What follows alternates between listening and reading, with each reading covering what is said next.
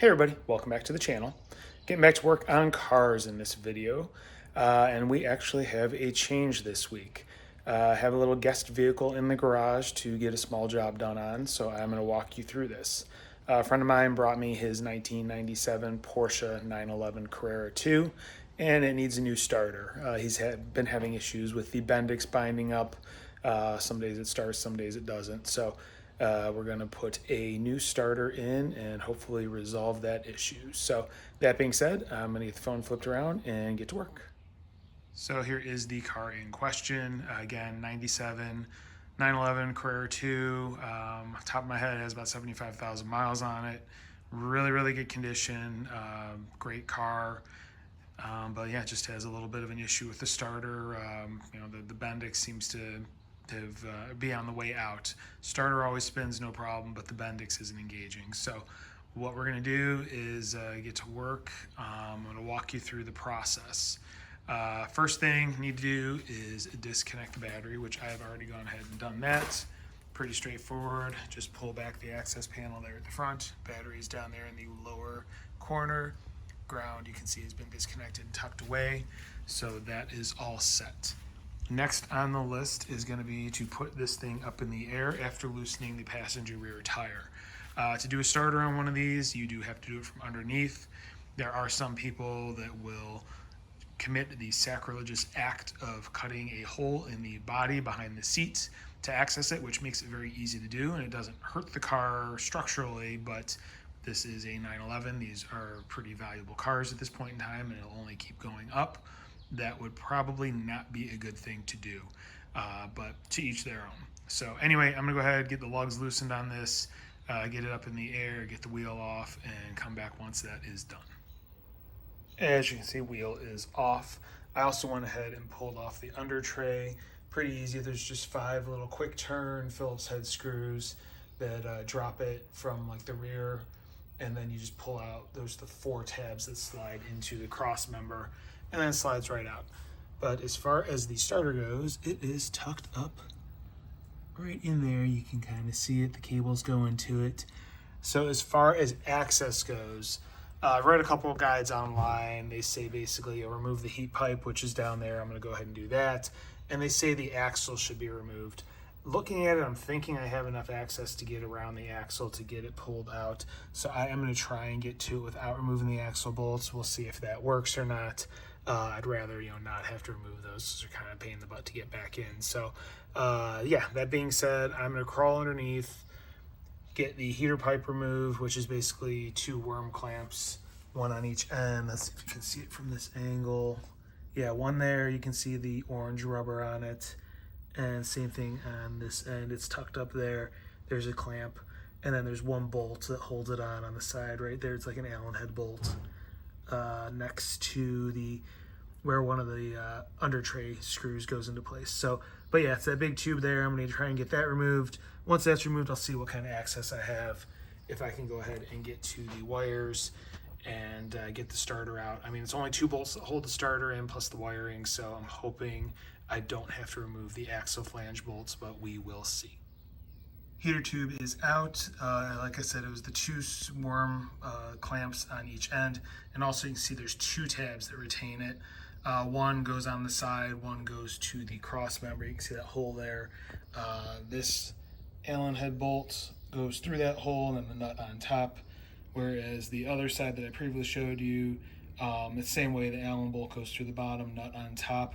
They are 10mm nuts, and it is a 5mm hex socket that you'll need to get the bolt. And there is the starter up there. It's got some axle grease on it because I found a split boot on the axle that you can see there. I'm letting the owner know about that.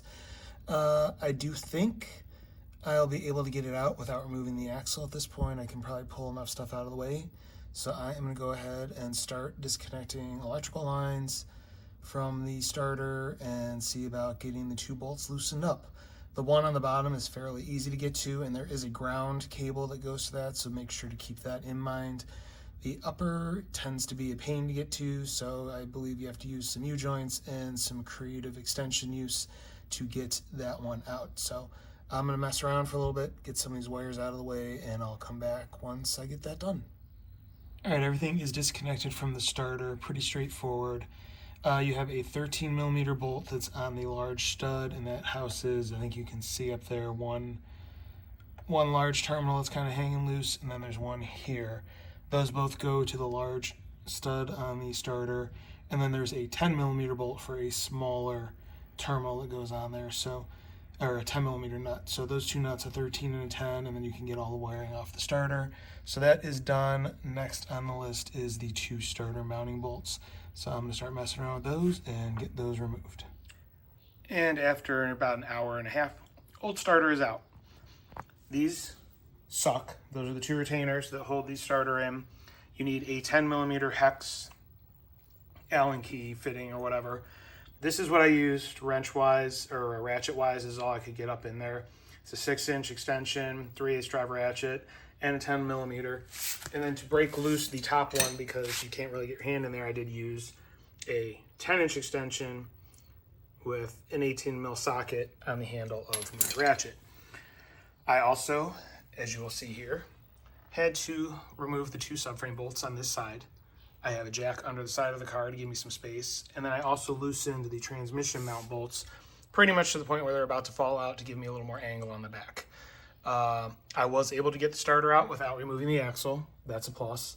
But that clearancing I did by lowering the subframe down and stuff was just to be able to get a ratchet and extension of what up in there, because it is definitely a tight fit. This was not made to be a user-friendly removal. So that being said, starter is out. It is time to put the new one in. I'm going to start getting that thing wedged up through and get it into place, and try and get those two nuts on.